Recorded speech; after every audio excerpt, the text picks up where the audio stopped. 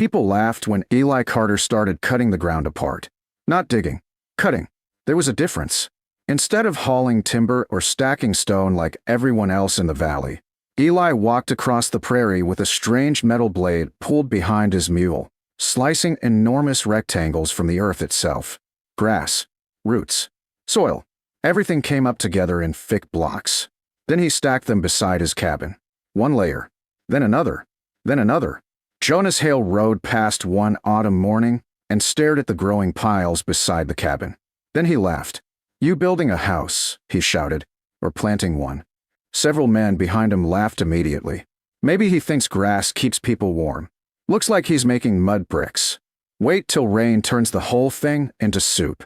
Eli ignored them, because unlike everyone else, he wasn't building with dirt. He was building with the prairie. Years earlier, before settling in the valley, Eli spent time farther west where old prairie families survived brutal winters with almost no trees nearby. Timber had been rare there. Stone, even rarer. But grass. Grass stretched forever. And people learned something surprising. The prairie itself could become shelter. Because beneath the grass roots lay dense woven layers of earth and vegetation, held together tightly enough to cut like bricks. Heavy, strong, and full of trapped air. The air mattered. Air hidden inside roots and packed soil resisted heat movement naturally. Cold moved through it slowly. Heat escaped through it slowly too. Eli never forgot that, especially after the previous winter. His cabin nearly froze every night despite endless firewood. Wind found cracks. Walls lost heat. Cold settled into corners.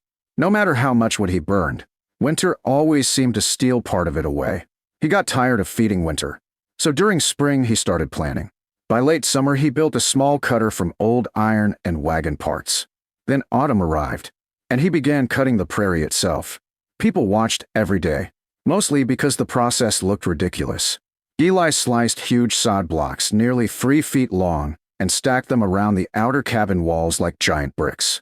Layer after layer climbed upward until earth nearly surrounded portions of the cabin entirely. Grass still grew from many of the blocks.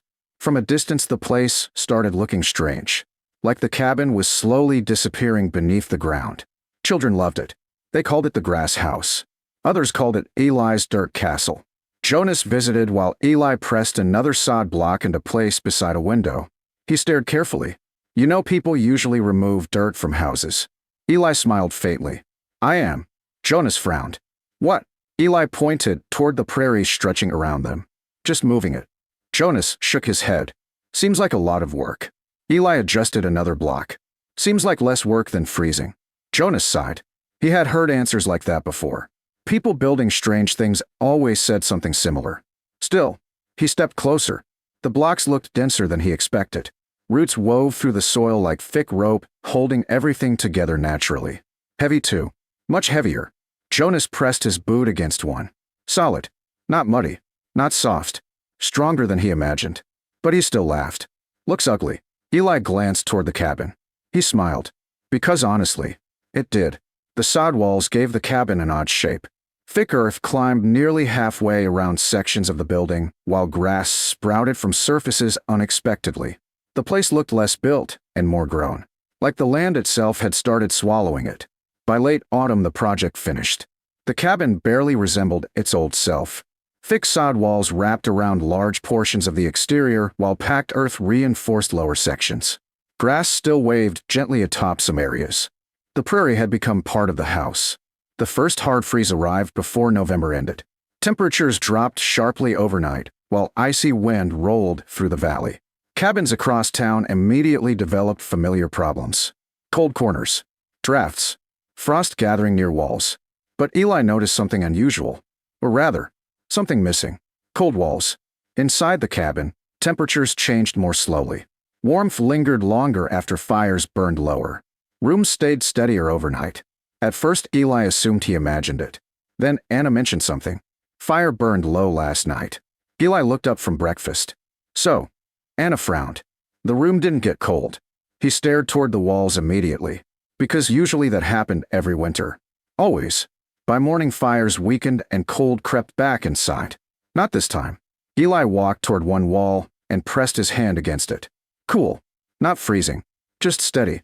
The thick sod insulation slowed heat escaping, while trapped air inside roots and soil created natural barriers against outside cold. Simple. Ancient. Working. Weeks later, Jonas visited carrying dried meat. The moment he stepped inside, he frowned. Then looked around. Then frowned harder. Your stove isn't even hot. Eli glanced toward the fire. Only weak flames remained. Jonas stared. Then why isn't it freezing? Eli smiled. Because outside snow covered the valley. Wind rattled fences. Cabins burned wood constantly. But inside, warmth remained. The prairie itself had started holding winter back. Jonas walked toward the wall carefully. Touched it again. Then looked at Eli. For the first time, he didn't laugh. Outside, December deepened. Snowstorms arrived more often. Temperatures continued dropping. People burned increasing amounts of wood simply trying to stay comfortable. But Eli noticed something strange. He was using less. Not dramatically less. Just enough to notice. Then the warning came. A brutal northern winter system rolled south through the mountains, carrying temperatures colder than anything seen in decades. Old men reinforced roofs. Families stacked wood indoors. People prepared desperately. Because everyone understood one thing. Real winter was finally arriving. The day before the storm reached the valley, Jonas stood beside Eli watching dark clouds gathering across the prairie. He stared at the thick grass-covered walls surrounding the cabin. "You really trust dirt that much?" he asked quietly. Eli rested his hand against the sod wall beside him. Beneath his fingers the prairie felt heavy. Solid. Alive somehow. Then he answered softly. It kept itself alive through every winter before us. That night, the storm arrived. The storm arrived just after midnight. Wind came first. Not ordinary prairie wind. Not the kind people ignored after years of living on open land. This sounded deeper. Heavier. Like something enormous moving across the earth itself. Cabins throughout the valley creaked immediately. Shutters slammed. Loose boards rattled. Snow raced sideways hard enough to vanish entire fences before dawn. Inside Eli Carter's cabin. He woke because of silence. Not noise. Silence. He sat upright beneath blankets and listened carefully. Outside, the storm roared across the prairie. Inside, almost nothing. No sharp whistles forcing themselves through wall cracks. No rattling boards. No freezing drafts moving across the floor. Just distant wind and the soft sound of fires settling in the stove. Eli frowned. Because every cabin he had lived in before announced storms immediately. Winter always made itself known. Not here. He stood and walked toward the nearest wall slowly, then pressed his hand against it. Cool. Steady. Not cold. The thick sod outside insulated the timber walls while trapped air inside roots and soil resisted sudden temperature changes. The prairie itself stood between winter and the cabin. Morning brought worse conditions. Snow buried wagon wheels completely while drifts stretched across open fields like frozen ocean waves. Visibility disappeared. Then came the first collapse. Somewhere south of the valley a roof beam snapped beneath snow.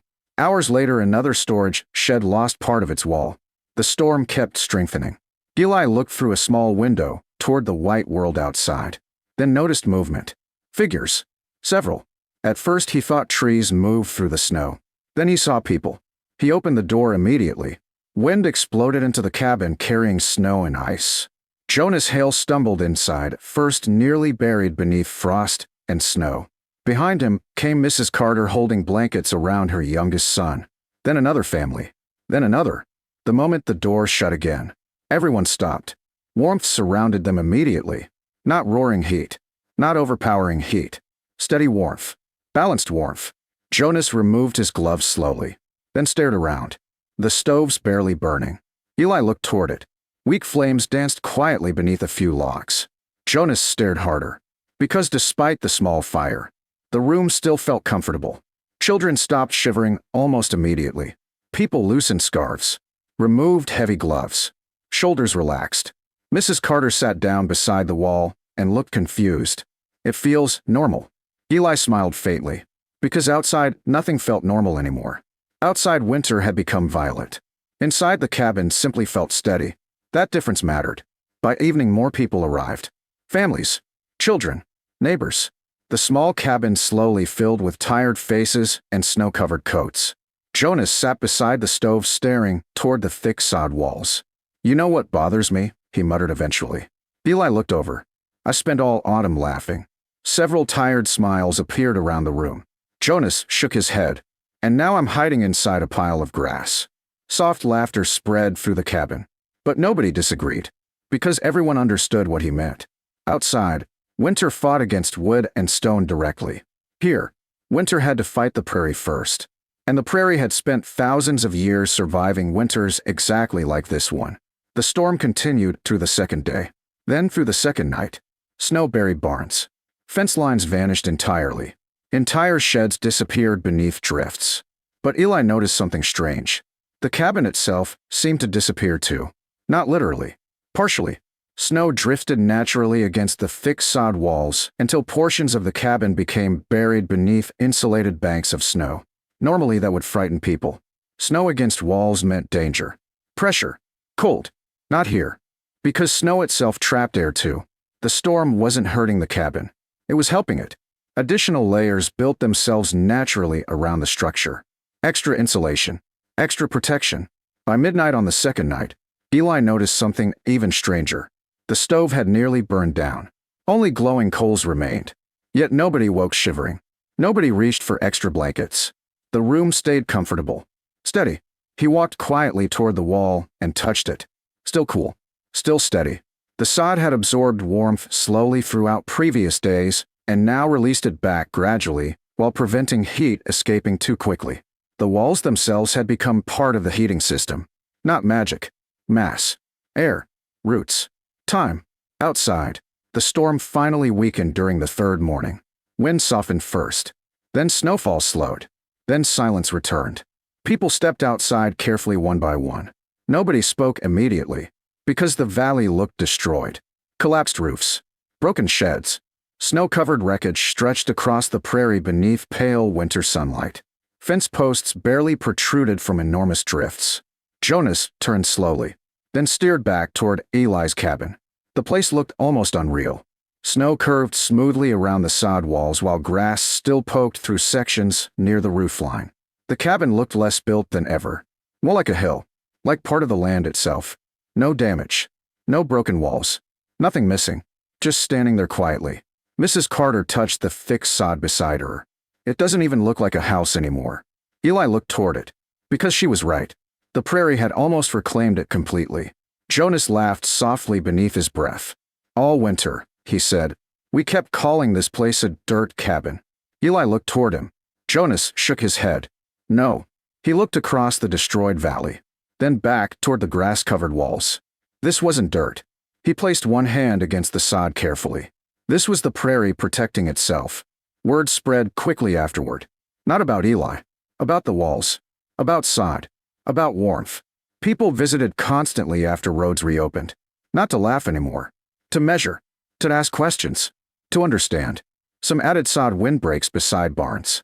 Others built earth walls around foundations. Small piles of prairie bricks appeared throughout the valley by spring. One evening, near the first thaw, Jonas stood beside Eli watching meltwater drip from grass-covered walls. You know, he admitted quietly, I really thought you'd lost your mind. Eli smiled faintly. You weren't alone. Jonas stared toward the cabin one final time. Toward the place everyone mocked. Toward the walls made from ordinary earth. Then he smiled. Turns out you weren't building with dirt. Eli raised an eyebrow. Jonas looked toward the endless prairie stretching beyond them. You were building with winter's oldest enemy.